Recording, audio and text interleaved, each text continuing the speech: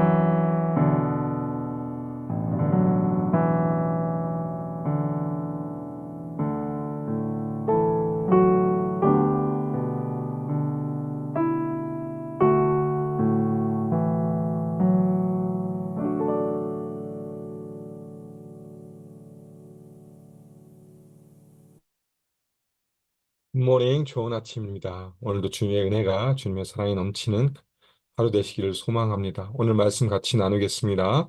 느헤미야 6장 15절부터 7장 4절 말씀입니다. 느헤미야 6장 15절부터 7장 4절 말씀입니다. 성벽 역사가 52일 만인 엘루럴 25일에 끝남에 우리의 모든 대적과 주위에 있는 이방 족속들이 이를 듣고 다 두려워하여 크게 낙담하였으니 그들이 우리 하나님께서 이 역사를 이루신 것을 알미니라. 또한 그때에 유다의 귀족들이 여러 번 도비아에게 편지하였고 도비아의 편지도 그들에게 이르렀으니 도비아는 아라의 아들 스가냐의 사이가 되었고 도비아의 아들 여호하난도 베레가의 아들 무술람의 딸을 아내로 맞이하였으므로 유다에서 그와 동맹한 자가 많음이라. 그들이 도비아의 선행을 내 앞에 말하고 또 내 말도 그에게 전하매 도비아가 내게 편지하여 나를 두렵게 하고자 하였느니라.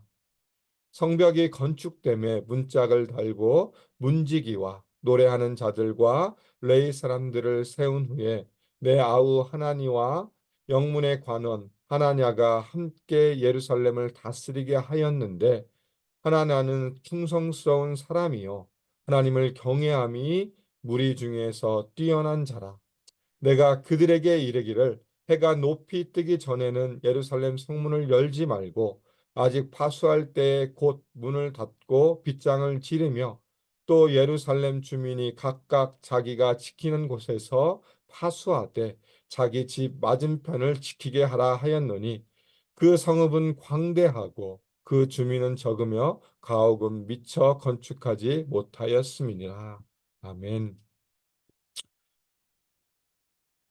오늘 말씀을 통해서 우리는 성전 재건이 완성되는 것을 살펴볼 수 있습니다.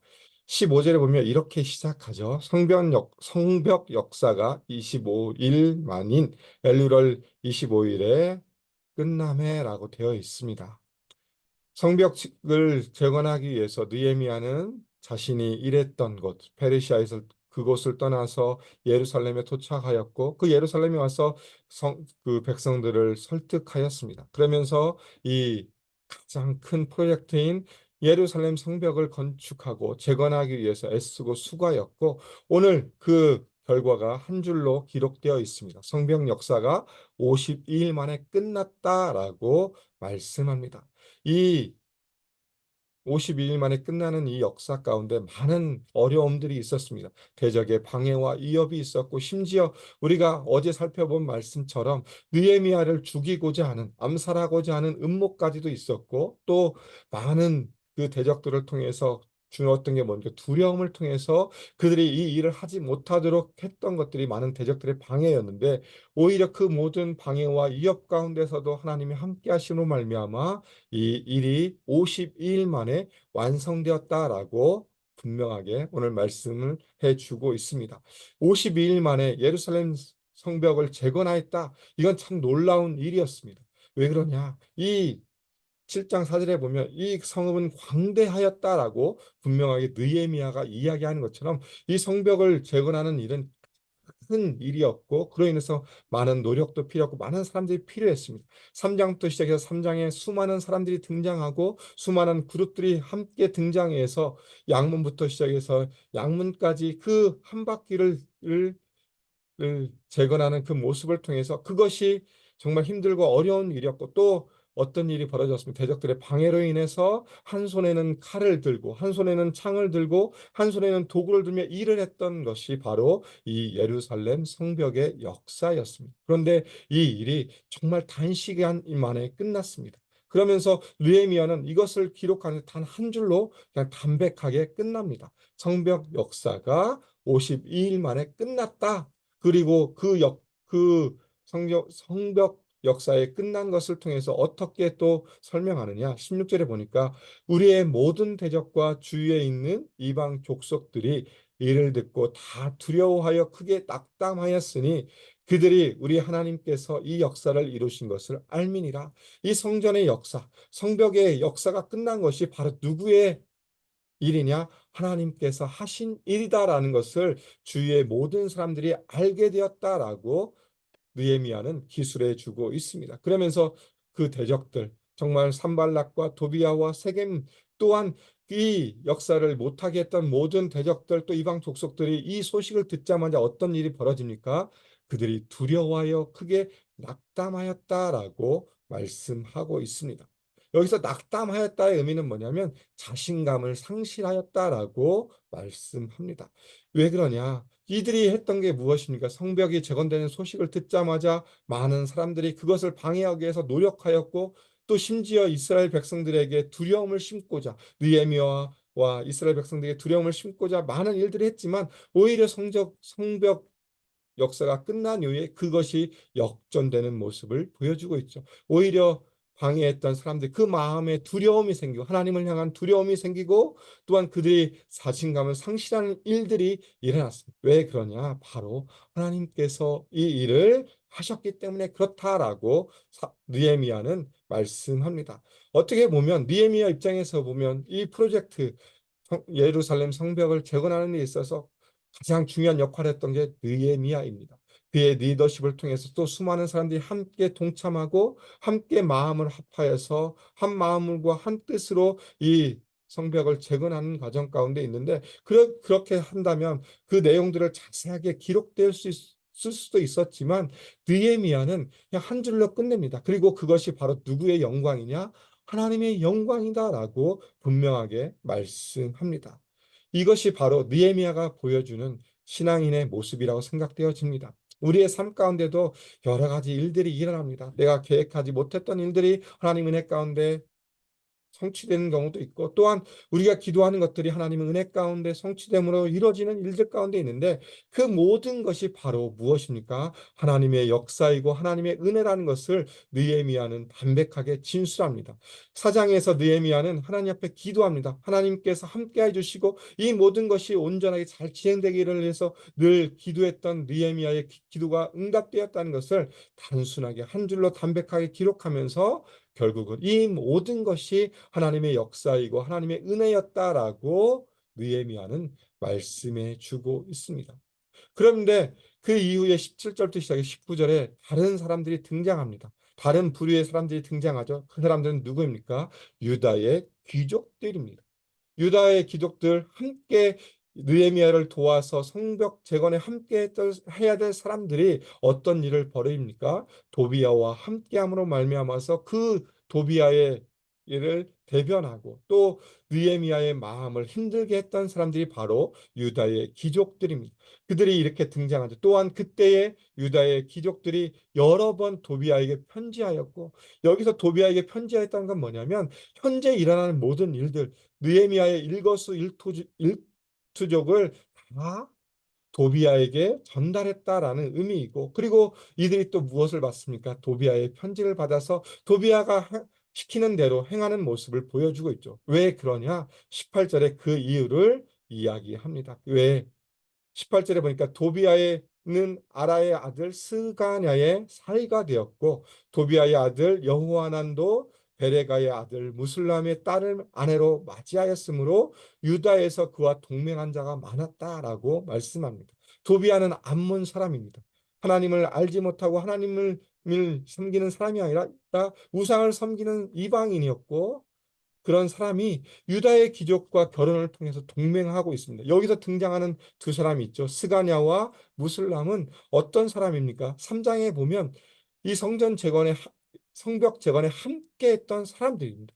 그 함께했던 사람들인데도 그 사람의 사이가 되고 그 사람의 장인이 되는 모습을 분명하게 또 보여주고 있죠. 그러면서 이 유다 귀족들의 잘못된 모습을 분명하게 말씀합니다.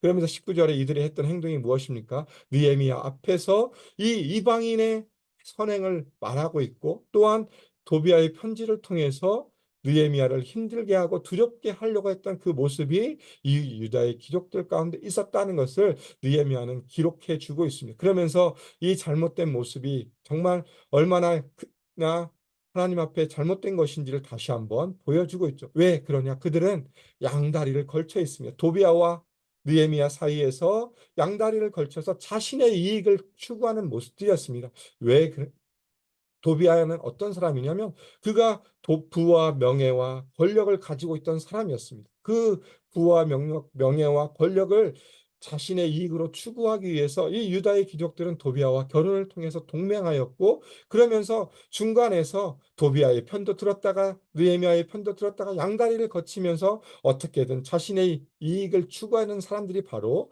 유다 귀족의 모습이었습니다. 그러면서 이것을 기록함으로 이런 모습 가운데 잘못된 모습을 너희가 담지 말 것을 느헤미야는 말씀해 주고 있습니다. 결국 우리의 신앙이 무엇입니까? 양다리를 걸치는 신앙이 아니라는 것을 다시 한번 느헤미야는 이야기합니다. 하나님 앞에 서서 하나님만을 바라봐야 될 것을 분명하게 말씀하고 있죠. 시편 73편 28절에 보면 아삽은 이렇게 고백합니다. 하나님을 가까이 함이 내게 복이다라고 말씀해 주고 있는 그 말씀처럼 우리가 신앙생활이라는 것은 세상을 향하여서 눈을 돌리는 것이 아니라 하나님만을 바라보고 하나님 앞에 서야 된다는 것을 다시 한번 말씀해 주고 있습니다. 느헤미야는 유다 귀족의 잘못된 모습을 기록함으로 우리가 어떤 모습 가운데 살아갈 것인지, 하나님 앞에 어떤 모습 가운데 살아갈 것인가를 다시 한번 생각하게 합니다. 그것은 바로 무엇이냐? 하나님 앞에 모든 것을 내려놓고 이방인이 아니라 우리의 모든 것 대신 하나님을 바라보고 나아가는 것이 바로 신앙의 모습이다. 그리고 그들의 잘못된 모습을 담지 말라라고 이야기합니다. 그 후에 또 어떤 일이 일어납니까? 7장에 보면 이제 성벽이 다 건축된 뒤에 문짝을 달고 사람들을 세웁니다. 문지기와 노래하는 자들, 네 사람들을 세운 후에 또 2장에 보면 7장 2절에 보면 두 사람을 세웁니다. 하나니와 하나냐를 세우죠. 여기서 하나니는 느헤미야의 아우입니다. 어떻게 보면 이 예루살렘 성벽 재건의 프로젝트를 처음 시작하게 했던 사람이 바로 누구냐? 하나니였습니다. 하나니가 예루살렘의 형편을 보고 와서 느헤미야에게 이야기했고, 그래서 느헤미야는 하나님 앞에 기도함으로 이 프로젝트의 마음을 품게 하셨고, 그로 인해서 또 그가 왕에게 그 이야기를 하고 왕의 허락을 받고 와서 예루살렘 재건을 할 수 있도록 했던 그 원인을, 그 이유를 제공했던 사람이 하나님이었고, 그 하나님도 마찬가지로 하나님 앞에 신실하게 섰던 느헤미야와 똑같이 하나님을 붙들고 살아가는 삶의 모습을 가진 사람이었고, 그래서 특별하게 내 아우 하나님 그렇게 해서 설명을 하지 않지만 또 한 사람을 또 한 사람을 말씀하시죠. 그 사람이 바로 누굽니까? 하나냐입니다. 이 하나냐에 대해서 설명하죠. 충성스러운 사람이요 하나님을 경외함이 무리 중에서 뛰어난 자다라고 이야기합니다. 이 하나니와 하나냐를 통해서 특별히 하나냐가 어떤 사람이냐? 하나님 앞에 신실했던 사람이다. 하나님을 경외함이 다른 사람보다 뛰어난 사람이었다라고 분명하게 말씀합니다. 그러면서 느헤미야는 이런 사람들을 써서 자신이 감당하지 못한 일들 가운데서 그들에게 일들을 맡기고 또 예루살렘을 다스리게 하고 또 문지기와 노래하는 자들과 네 사람들을 세워서 또 하나님 앞에 예배하는 일들, 또 성전을 깨끗하게 하는 일들 가운데 다 그 모든 것을 다 하는 모습을 보여주고 있습니다. 왜 이렇게 했느냐? 예루살렘 성벽을 재건하고 완성하는 것이 끝이 아니라 그것을 유지하는 것이 또한 이들에게 주어진 임무이기 때문에 그렇습니다. 우리가 이 땅을 살면서 특별히 느헤미야의 삶을 보면 이 성벽을 재건하는 것으로 그 모든 프로젝트가 끝난 것이 아니라 이후에 이것을 어떻게 유지하며 이 예루살렘이 하나님의 성으로서 하나님의 임재 가운데 살아갈 것인가에 대한 고민을 하면서 결국 그가 했던 행동은 무엇이냐? 바로 사람들을 세우는 것이고, 또한 그들에게 명령을 하죠. 3절과 4절을 통해서 어떻게 우리가 이것을 지킬 것인가. 해가 높이 뜰 때에 성문을 열고 그 전까지는 열지 말고 또 자신이 앞에 있는, 자신의 맞은편에 있는 그 집을 앞에 있는 모든 것을 지키라라고 이야기합니다. 그것은 바로 무엇이냐? 완성으로 끝나는 것이 아니라 지속적으로 이 완성한 것을 유지하기 위해서 우리는 노력하고 하나님 앞에 나아가야 될 것을 분명하게 말씀해 주고 있습니다. 이것이 바로 오늘 말씀의 핵심입니다. 이스라엘이 살아가는 이 예루살렘 성벽, 하나님의 임재를 상징하는 이 예루살렘을 재건함으로 말미암아 그들이 또 하나의 원하는 것은 무엇이냐? 완성으로 끝나는 것이 아니라 그것을 통해서 회복을 누리고 또한 그것을 유지함으로 하나님과의 관계를 회복하는 것이 바로 느헤미야의 프로젝트임을 다시 한번 기억하셨으면 좋겠습니다. 여전히 우리도 하나님을 향하여 살아가고 있고 하나님의 자녀로 살아갑니다. 십자가의 불응력을 통해서 구원받은 백성으로 하나님의 자녀로 이 땅을 살아가는데 우리의 모습도 이런 모습 가운데 나아갈 것을 분명하게 느헤미야는 말씀합니다. 우리의 삶의 모습, 우리의 모든 삶 가운데 하나님 앞에 신실하게 서서 하나님을 경외함으로 살아가고 또한 그 모습을 유지하기 위해서 우리는 살아가야 되는 것을 말씀합니다.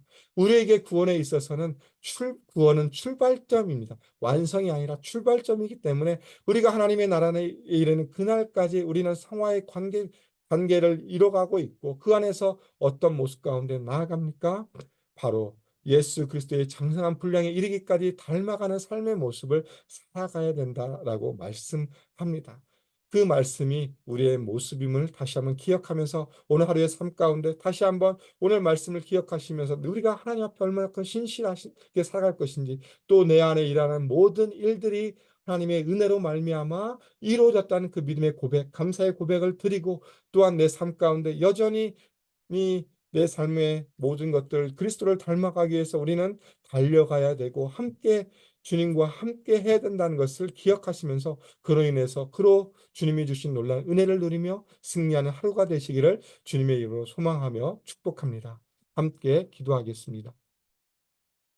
하나님 감사합니다. 오늘 또 느헤미야의 말씀을 통해서 그가 이 아름답고 귀한 예루살렘 성벽을 재건하고 또 완성한 것을 담백하게 기술하면서 이 모든 것이 하나님의 은혜였다라고 말씀하는 그 모습을 살펴보았습니다. 하나님, 우리의 삶 가운데 일어나는 모든 일들이 다 하나님의 은혜임을 다시 한번 기억하며 감사함으로 살아가게 해주시고 또한 이 프로젝트가 완성으로 끝난 것이 아니라 그것을 유지하기 위해서 사람을 세우고 또 명령을 통해서 함께 하려고 하는 그 모습을 살펴보면서 우리가 이 땅을 살아가면서 우리가 주님 앞에 신실하게 살아가는 모습 가운데 어떻게 살아갈 것인지 다시 한번 우리의 믿음을 점검하는 시간 될 수 있도록 인도해 주시고 또한 하나님을 신실하게 삶을 따라감으로 그리스도의 장성의 분량에 이르기까지 우리가 살아갈 수 있도록 우리가 성화의 이 과정 가운데 열심으로 달려갈 수 있도록 성령께서 함께해 주시며 인도하여 주시옵소서. 그로 인하여서 우리 삶 가운데 주의 영광을 위해 살아감으로 주의 이름을 높이며